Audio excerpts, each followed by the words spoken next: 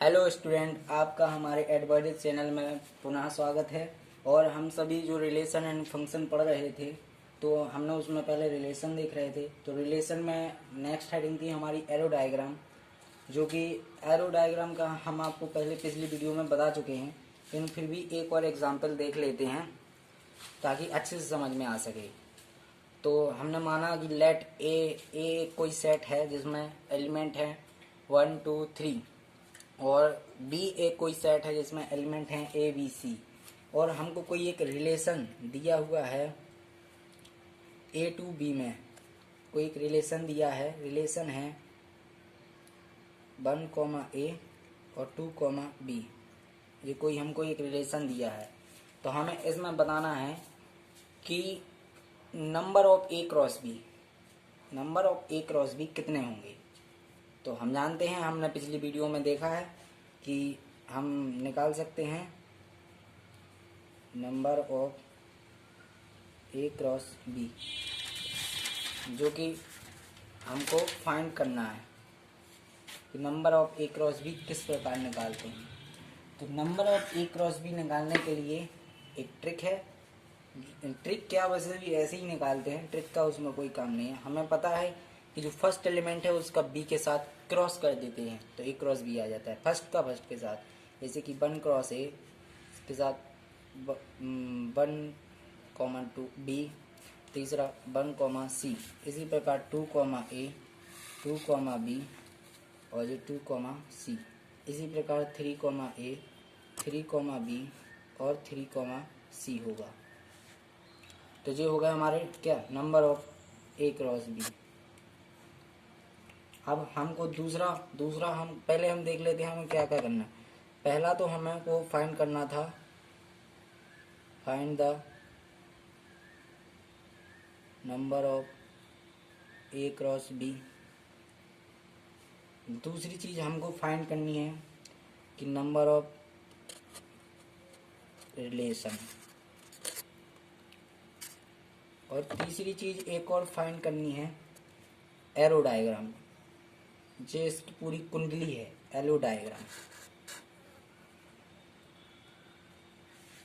तो हमने first number का क्वेश्चन था वो हमने फाइंड कर लिया।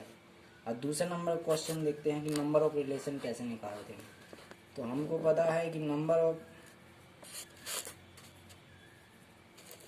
रिलेशन निकाले जाते हैं 2 की पावर n से, जहाँ n होती है सबसेट की क्वांटिटी, सबसेट क्वांटिटी। तो जहाँ n का संख्या है सबसेट की क्वांटिटी, तो देख गिन लेते हैं 1 2 3 4 5 6 7 8 9। तो जहाँ 2 की पावर 9 नंबर ऑफ रिलेशन हो गया। इसके बाद हमको थर्ड, जो कि इम्पोर्टेंट है रिलेशन की पॉइंट ऑफ व्यू से, तो देखते हैं। यहाँ साफ कर दूं, क्वेश्चन यहाँ साफ कर देते हैं।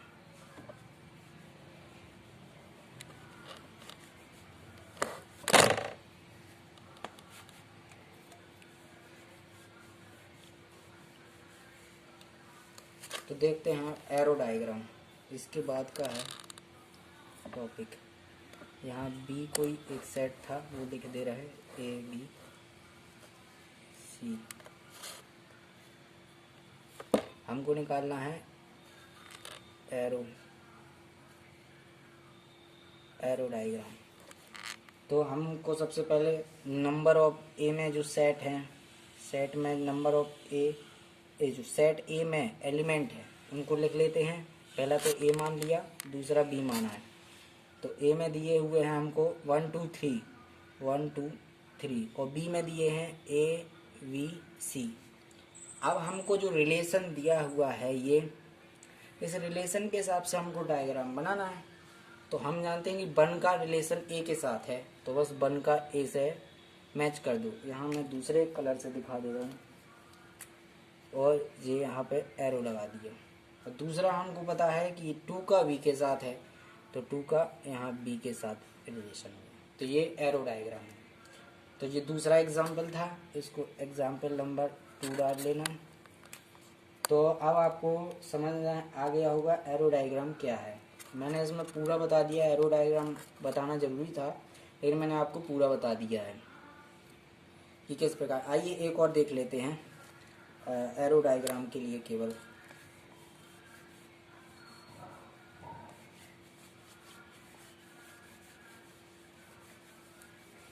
अगर किसी ने लाइक एंड सब्सक्राइब नहीं किया है तो हमारे चैनल को जल्दी से लाइक एंड सब्सक्राइब कर दें, ताकि हम जब भी वीडियो डाले अपलोड हो तो आपके पास तुरंत से तुरंत पहुंच सके और आपको उसकी जानकारी लग सके। और ज़रूरतमंदों तक शेयर जरूर करें। एक ये हमने दूसरा एग्जाम्पल मान लिया है, ये कोई तीसरा एग्जाम्पल था, सॉरी गलती से लिखा है, तीसरा एग्जाम्पल था, देख ले रहे हैं। एग्जाम्पल नंबर 3 हमने मान लिया कि एक कोई सेट है जिसमें 1 2 3 4 5 दिए। एक कोई बी हमने सेट मान लिया, ए बी या डी मान लेते हैं, ए और एफ भी ले लेते हैं। ये कोई एक सेट हमने बोला कि इसका एरो डायग्राम बताइए, और हमें पता है कि रिलेशन जो कि हमको दिया हुआ है, रिलेशन है 2 का सी के साथ, 3 का डी के साथ और 4 का एफ के साथ है। और हमने ये भी मान लिया कि 1 का ही रिलेशन ए के साथ है, ये कोई रिलेशन। तो हमने ये पहला सेट मान लिया, ये पहला गोला, ये क्या है दूसरा गोला। पहला गोला हमने ए मान लिया, दूसरा गोला हमने बी मान लिया। अब जब ए है तो ए में जितने भी, एक मान लिया कोई घर है और बी एक कोई घर है, तो ए में रहने वाले, घर में रहने वाले मेंबरों की संख्या ए में लिखने हैं। ए में ही रहने वाले ए की, जो कि 1 2 3 4 5 ये रहते हैं मेंबर। और बी में कौन कौन मेंबर रहते हैं, बी में देख लेते हैं। बी में रहते हैं ए बी डी एफ। अब हमको जो रिलेशन दिया है, अब रिलेशन की तरफ जाना पड़ेगा। अब रिलेशन तो है 2 का सी के साथ रिलेशन है, तो 2 को सी। अब सी तो इसमें है ही नहीं है, सॉरी वो थोड़ा गलती से लिखा गया हुआ, सी भी लिख लेते हैं इसमें ये, क्योंकि उसमें है नहीं। अभी वैसे तो नहीं होगा लेकिन वैसे होगा। तो 2 का सी के साथ है कोई रिलेशन, 3 का डी के साथ है, 4 का एफ के साथ है और 5 का, चूँकि उसमें रिलेशन में दिया ही नहीं है, वो 1 का ही ए के साथ है, 1 का ए के साथ है, उसमें ऐसा कुछ दिया ही नहीं है। अब होंगे तो अलग बात है, नहीं है कोई दिक्कत नहीं। आपका एरो डायग्राम कंप्लीट हो गया। ये तीसरा एग्जाम्पल था जो मैंने एरो डायग्राम के ऊपर करा दिया है। अब हम खैर आगे बढ़ते हैं और समझते हैं इसके बाद। इनको स्क्रीनशॉट लेते जाया करें। मैं स्क्रीनशॉट लेना के लिए कहना भूल गया हूँ, लेकिन स्क्रीनशॉट आप वीडियो को रिपीट करके जरूर ले लें। इसके बाद हम पढ़ेंगे जो कि हमको पढ़ना है आइडेंटिटी रिलेशन क्या होता है। आइडेंटिटी रिलेशन मतलब जो कि एकांक संबंध क्या है। एकांक संबंध तो जैसे हम कहें कि ए का ही ए के साथ कोई रिलेशन हो जाए, यानी हमारा ही हमारे साथ कोई रिलेशन होता ही है, भाई हम ही हैं तो रिलेशन तो हो गई। तो हमने मान लिया, समझाने के पॉइंट ऑफ व्यू से बता रहा हूँ कि 1 2 3 ये कोई एक सेट है, तो दूसरा भी सेट यही होगा, दूसरा सेट भी हमने यही मान लिया। तो अब रिलेशन क्या होगा, रिलेशन होगा ए क्रॉस बी। तो अभी बी तो खुद यही है, तो ए का ए के साथ, तो ये होगा 1 1 1 2 1 3 2 1 2 2 2 3 नहीं, ये सब मेरे तो सार्वत्रिक यानी यूनिवर्सल हो जाएगा। यूनिवर्सल ये नहीं, ये होगा 1 का 1 के साथ, 2 का 2 के साथ और 3 का 3 के साथ। ये हो जाएगा आइडेंटिटी रिलेशन, ये हो जाएगा।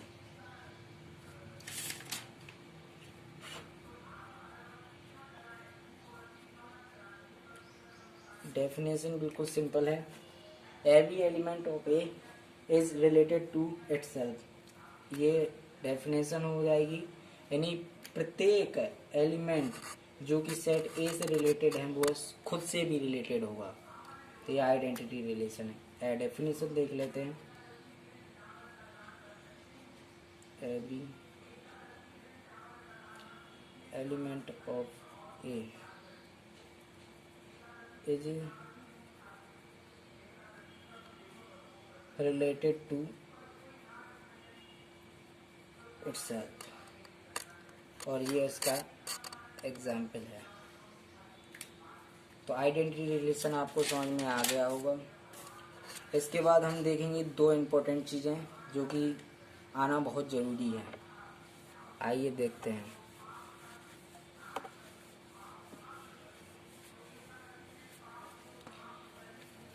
जिन्हें आना बहुत ज़रूरी है, जो कि इम्पोर्टेंट है, उसमें सवाल में बहुत ज़्यादा बार उपयोग होता है उसका। पहला है रोस्टर फॉर्म और दूसरा है सेट बिल्डर फॉर्म।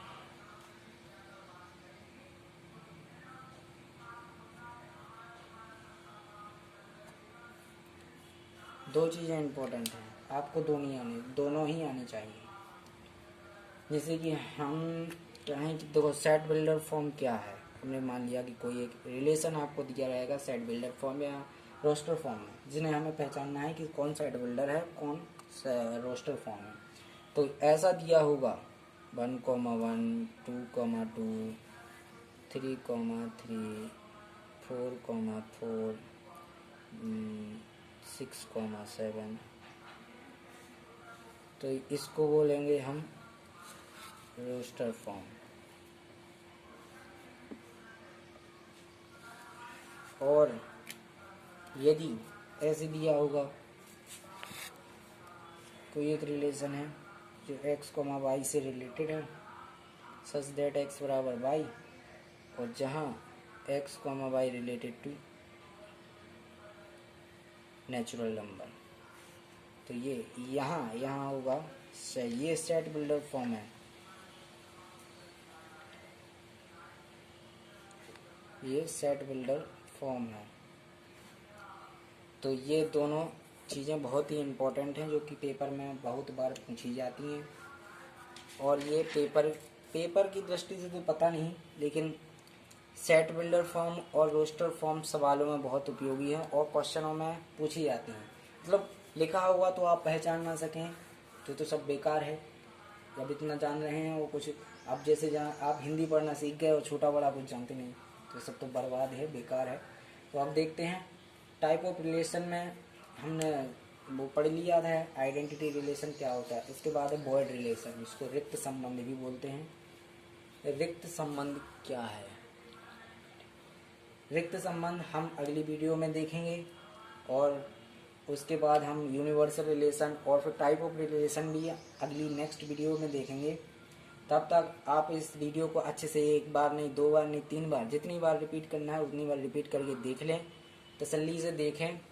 और जिनको नोट्स बनाने का जल्दी है तो नोट्स भी बना सकते हैं, किताब की सहायता ले लिया करें। और बाकी तो मैं बोल ही देता हूँ। और हाँ, जिन्होंने अभी तक चैनल को लाइक सब्सक्राइब नहीं किया है तो वो लाइक और सब्सक्राइब जरूर कर लें। धन्यवाद।